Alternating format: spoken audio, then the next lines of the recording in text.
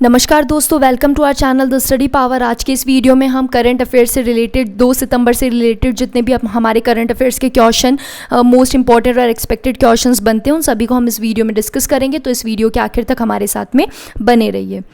तो जैसा कि आपको पता है दोस्तों कि डेली हमारी जो करंट अफेयर्स की क्लासेस है वो डेली 8:15 बजे मॉर्निंग में होती है। तो डेली आप 8:15 AM पर ये क्लास अटेंड कर सकते हैं।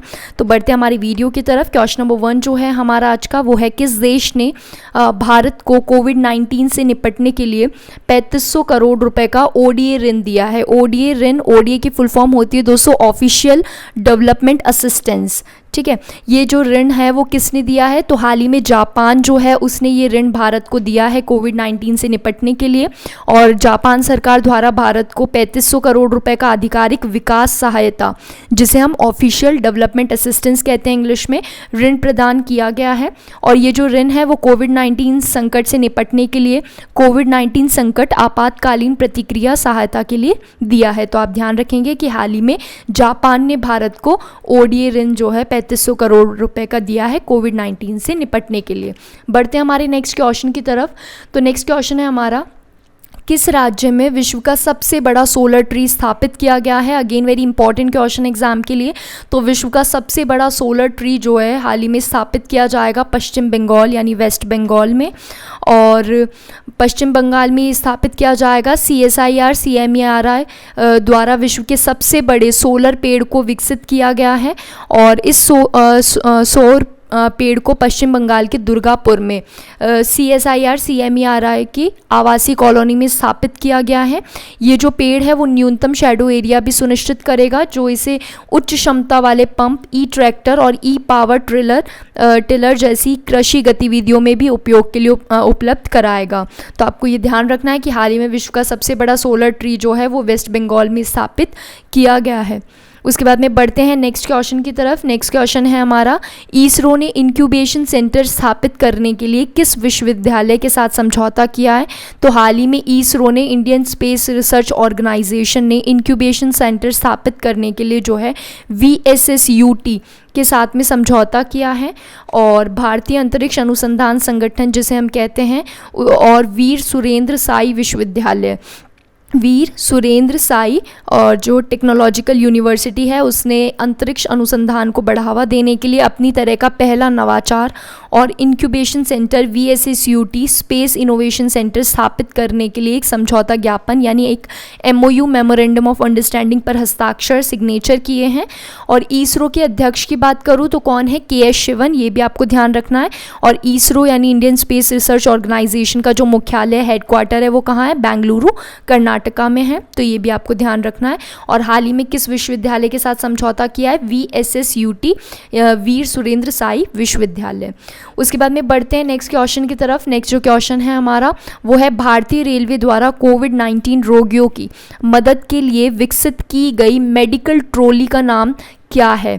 तो मेडिकल ट्रॉली जो है वो विकसित की गई है भारतीय रेलवे द्वारा और इसका नाम है मेडबॉट। क्या नाम है? मेडबॉट इसका नाम है। और भारतीय रेलवे ने कोविड-19 रोगियों को भोजन और दवा पहुंचाने में मदद करने के लिए मेडबॉट नामक एक रिमोट से चलने वाली मेडिकल ट्रॉली जो है विकसित की है।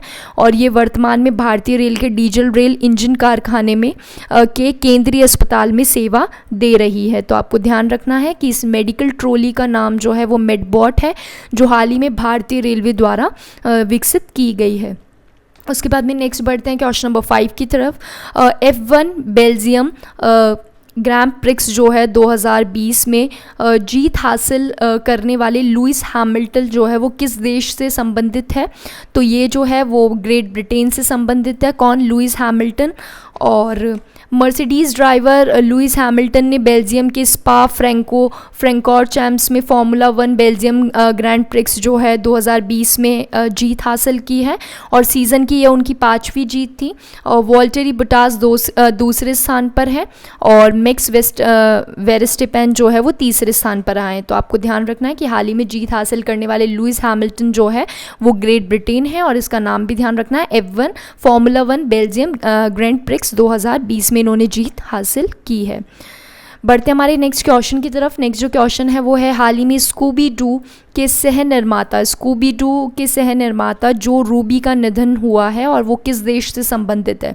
तो जो रूबी जो है वो अमेरिका से संबंधित है और कार्टून श्रृंखला स्कूबी डू के सह निर्माता जो रूबी का निधन हो गया है। एक कार्टून जो है ये कंपनी है कार्टून श्रृंखला की। अमेरिकी एनिमेटर, टेलीविज़न एडिटर, लेखक और निर्माता जो रूबी ने अपने क्रिएटिव पार्टनर केन स्पियर्स के साथ मिलकर बच्चों के बहुत ही चहेते किरदारों स्कूबी डू को बनाया था। तो स्कूबी डू के जो निर्माता है कार्टून श्रृंखला के, कार्टून सीरीज़ के, उनका अभी निधन हुआ है, जिनका नाम जो रूबी है। अमेरिका से इनका संबंध है। उसके बाद में बढ़ते हैं नेक्स्ट क्वेश्चन की तरफ। हाल ही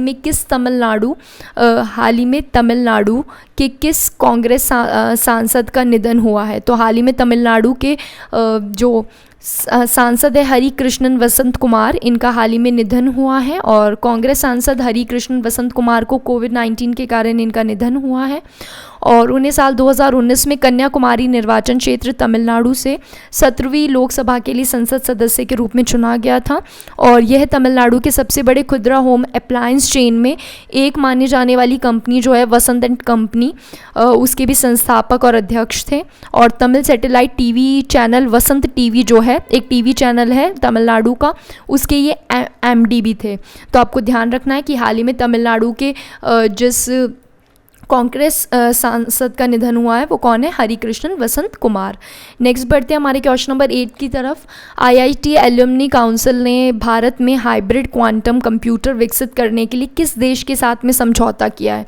तो हाल ही में आईआईटी एल्युमनी काउंसिल ने भारत में हाइब्रिड क्वांटम कंप्यूटर बनाने के लिए रूस के साथ में समझौता किया है और भारतीय प्रौद्योगिकी संस्थान के पूर्व छात्रों की परिषद आईआईटी एल्युमनी काउंसिल ने भारत में दुनिया के सबसे बड़े और तेज़ हाइब्रिड क्वांटम कंप्यूटर को विकसित करने के लिए रूस के लोमोनोसोव, मॉस्को टेस्ट यूनिवर्सिटी और रूसॉफ्ट के साथ में एक समझौते पर हस्ताक्षर किए हैं और समझौते के तहत रूस की जो सरकारी कंपनियां हैं वो आईआईटी पूर्व छात्र परिषद को cryogenic cryptography, modular cloud management technology जैसी तकनीक को ट्रांसफ़र करेगी। तो आपको ध्यान रखना है, हाल ही में हाइब्रिड क्वांटम कंप्यूटर विकसित करने के लिए आईआईटी एल्युमनी काउंसिल ने जो है वो रूस के साथ में ये समझौता किया है।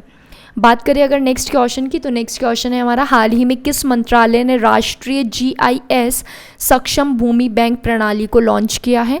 तो हाल ही में जो वाणिज्य व उद्योग मंत्रालय है उसने इस प्रणाली को जो है लॉन्च किया है और केंद्रीय वाणिज्य व उद्योग मंत्री पीयूष गोयल ने इस प्रणाली की शुरुआत की है और इस प्रणाली का जो विकास है वो राज्य जीआईएस प्रणालियों के साथ औद्योगिक सूचना प्रणाली के समेकन द्वारा किया जा रहा है। अभी इस प्रणाली को इस भूमि की पहचान और खरीद का एक प्रभावी और पारदर्शी तंत्र बनाने के लिए किया जाएगा कि भूमि की पहचान और खरीदी जो है वो एक पारदर्शी तरीके से हो और जिसमें बाद में सुधार भी किया जाएगा इस प्रणाली में। तो अभी हाल फिलहाल में आपको ये ध्यान रखना है कि राष्ट्रीय जीआईएस सक्षम भूमि बैंक प्रणाली जो है वो वाणिज्य व उद्योग मंत्रालय द्वारा ये लॉन्च किया गया है। और नेक्स्ट बढ़ते हैं हमारे क्वेश्चन नंबर 10 की तरफ। किस विभाग द्वारा 1 से 15 सितंबर 2020 तक स्वच्छता पखवाड़ा जो है मनाया जाएगा। तो हाल ही में उर्वरक विभाग द्वारा जो है ये स्वच्छता पखवाड़ा मनाया जाएगा। केंद्रीय उर्वरक विभाग द्वारा 1 से 15 सितंबर 2020 तक स्वच्छता पखवाड़ा मनाया जाएगा जिसकी शुरुआत हो चुकी है 1 सितंबर से और ये पहल जो है वो भारत सरकार के मंत्रालयों के कार्य क्षेत्र में स्वच्छता के मुद्दों और प्रथाओं पर गहनता से बल देने के लिए पखवाड़े की जो है शुरुआत की गई है ताकि स्वच्छता के जो मुद्दे हैं और प्रथाएं हैं उन पर गहनता से बल दिया जाए। और बात करूं अगर मैं केंद्रीय रसायन और उर्वरक मंत्री की, तो कौन है वो, डीवी सदानंद गौड़ा। तो आपको इनका नाम भी ध्यान रखना है।